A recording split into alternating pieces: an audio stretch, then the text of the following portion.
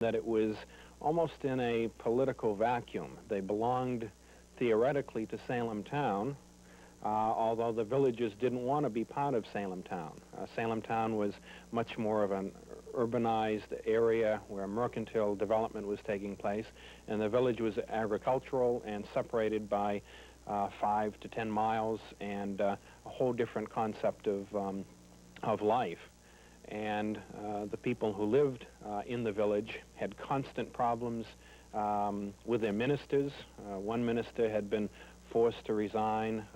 2 others had left very unhappy, and you had constant bickering within the community itself. So all these factors, plus a number of others, I think were underlying factors which helped bring about something like this, which would germinate into a real hysteria. Who was Tituba, who was said to be very prominent in the area of black magic?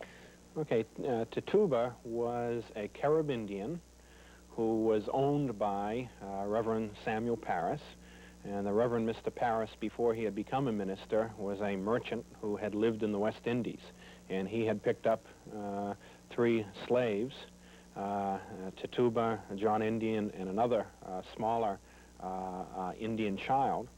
And he apparently wasn't terribly successful as being a merchant. He eventually ended up back in Boston.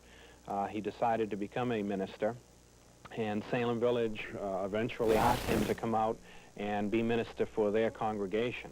And he brought with him Tituba, and we don't really know too much about her. As a matter of fact, if it weren't for the witchcraft hysteria, she would have kind of fallen in the cracks of history, because slaves and people lower economic status just usually aren't recorded in history. Whether or not Tituba knew black arts, we're not sure. The witchcraft began in the home of the Reverend Samuel Parris in the winter of 1691-92, and Tituba, according to local tradition, began telling the girls stories of witchcraft and things of that type. But the very interesting thing about the beginning of the witchcraft is that witchcraft was not the voodoo kind of witchcraft that we normally associate with the West Indies. It was a real English-European type of witchcraft. So exactly how it started and who brought it about, we're not absolutely sure, because the record's just a kind of silent on it. But it is quite valid to say that Tituba did have at least something to do with the beginning of the hysteria. Were a number of innocent people hurt by this? Well, yes. During the witchcraft hysteria that lasted beginning in very late February of 1692 until really into the next year, early 1693, during that period of time, something like 200 persons were actually accused of practicing witches, and a number of them were brought to a preliminary hearing and then finally trial.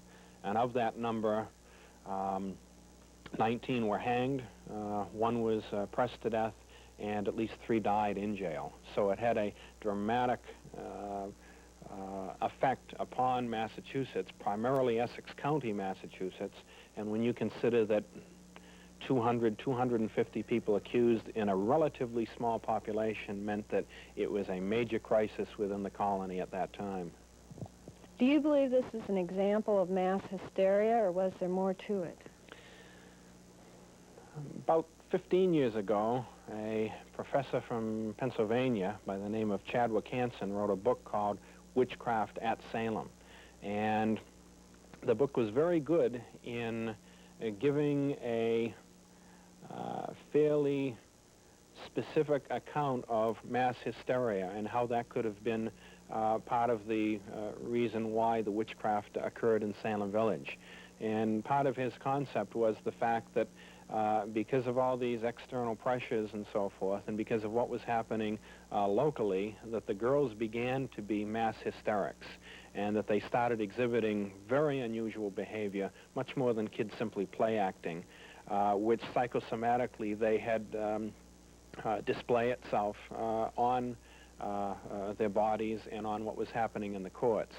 And because of this, a lot of the male population and female population, the adults, realized that the kids weren't play acting, and this just brought about a tumbling action of more accusations going increasingly all the time. And that because of all of the external circumstances in the village, it was ripe for this kind of hysteria. And he postulates that this mass hysteria did take place, in fact, in the village. Do you believe that witchcraft is real? Well, it depends upon what you mean by real. If we say that we have a population that primarily believes in witchcraft, a few people perhaps doubt it, which we know in 1692 is the case, but the majority of the people tend to believe in real witchcraft. And if I, as a member of that population, believe that either because I'm mentally deranged or have delusions of grandeur or simply want to have one up on everybody else, if I believe I can do certain things to either hurt or help you, and if I then say you're getting a bad headache, and if you know that it's a given that I'm kind of an unusual person and that a lot has been talked about concerning me before, there is a possibility that you're going to get a headache. And under that circumstance, yeah, you can have a real witchcraft occurring, but the reality isn't on the outside, it's on the inside of how your brain works. And in that way, yes, I do think that there was some witchcraft practiced in 1692. There's an awful lot of evidence, circumstantial as well as primary source material, which indicates that people practiced white magic and in some cases even black magic. And that the witches, or those persons accused of being witches, at least a few of them might have actually believed that they themselves were witches. How about today? Well, I don't know that much about witchcraft today. Most of those practitioners of witchcraft today would say that they don't have much to do with the black arts, with devil worship, that they're more interested in that pre-15th century witchcraft, white witchcraft, in which they are trying to, by means of understanding the universe, herbs, how they themselves function in the universe, that they're able to attain power and to be an influence on what happens around them. And you have a lot of so-called white witches roaming around. Sybil Leek, who died a few years ago, I think, was a practitioner of white witchcraft. In Salem, there's a woman named Laurie Cabot who is a white witch. They will usually tell you they have nothing to do with a diabolical witchcraft. There are, however, certain individuals who are devil worshippers today, who practice a type of witchcraft that relates to belief in the devil and actual literal worship of the devil. How long did this period of history last?